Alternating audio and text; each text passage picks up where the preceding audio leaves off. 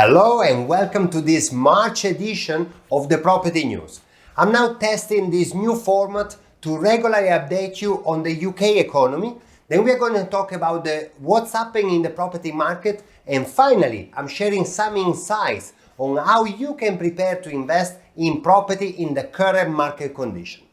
So, my name is Fabrizio Cravero and this channel is all about property investment for the UK and overseas investors. If you're new to the channel, please subscribe and let's create a community of investors that grow together. But now, your time is valuable and let's go straight to the point, starting with the UK economy. First, the UK appeared to have handled the Omicron outbreak that was seen over the Christmas period.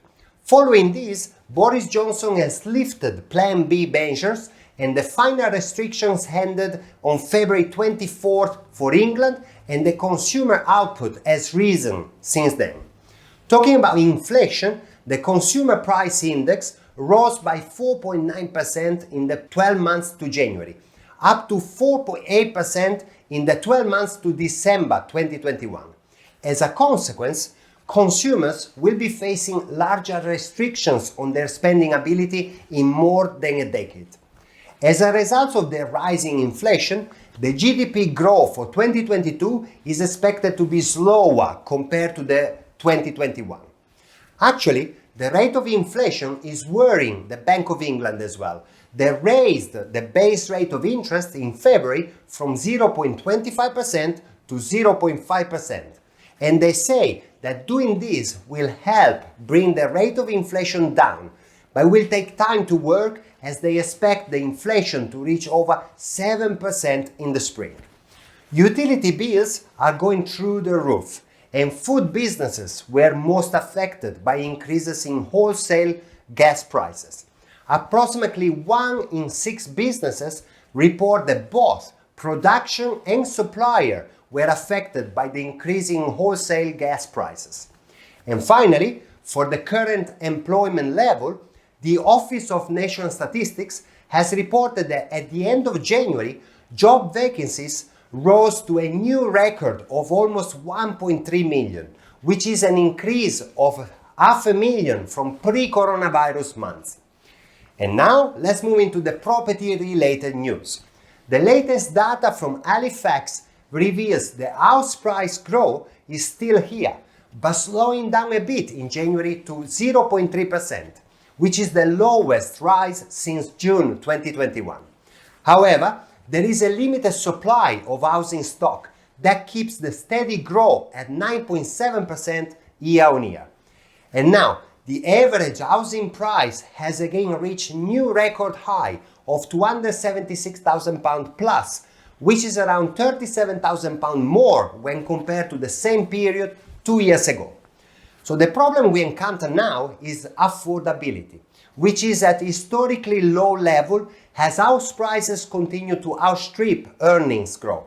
The younger generation still face many obstacles when looking to buy a house because of the challenges surrounding deposit requirements. And yet, despite the difficulties, Nationwide has commented this month that housing demand has remained robust, with mortgage approval for house purchase running slightly above pre-pandemic level. And looking at the house prices by region, Wales is by far the strongest performing area in the UK, with an annual house price increase of 13.9%, bringing the average house price to £205,000. Then the Northwest was yet again the strongest performing region in England, with the UK's second highest annual growth rate of 12% year on year. There are signs that the housing market is returning to its pre-pandemic level. Also, London this month doubled the December recorded rate for house price increases, which put it at 4.5%, the strongest performance in over a year. Okay, now let's move into the investors' insight. But about that, this is just my personal view. I may as well be wrong, and you must always do your own due diligence on everything I say in my videos, in everything that you hear from anyone, anywhere, anyway.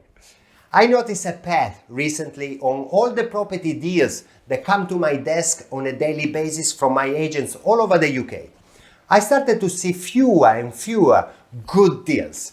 We are in a strong seller market, and a real and genuine below market value deal is getting harder to find nowadays. I saw some off-market deals in which the numbers still stack up, and that's where I think you should be focusing your attention.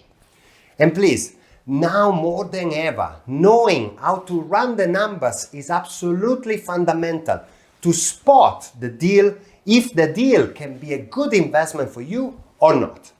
My team and I can help you with that if you need it. Plus, at the end of this video, I added one of my previous videos in which I clearly show you step by step the entire procedure to follow for the correct due diligence. Please be really careful. I keep on seeing bad deals around. We are expecting the house prices to keep on increasing this year again. So in today's market, what can you do to stay competitive and keep on increasing your portfolio? I believe there are two ways as investors we can adapt to the market. First is by realizing that the request has now changed after the pandemic. More and more people are now into what I call the hybrid working model. So having an extra room for your buy-to-let property that can be used as a home office, that can be a big plus. Or if you have an HMO, if you are a bit more experienced, probably in these market conditions, converting a house into an HMO can be a good addition to your portfolio.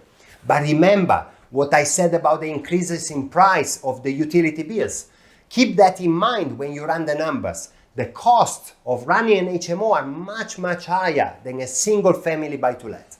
And lastly, if there is anything I can help you in any regard, either in terms of one-on-one coaching with my Done With You program, where together with me you will get to learn while you take action and you enter the UK property market, or of course with my fully online course with which in 12 hours I lead you step by step from not knowing anything about property to be able to get safely to your first property. If I can be of any help, reach out to me, check the links in the description below, send me an email and I will be delighted to see if I can give you some help moving forward getting you to your first or your next investment property. And if you gain value from this video, I really appreciate if you can tap the like button, subscribe to the channel, and remember, invest with knowledge, create financial freedom, and I'll see you in the next video.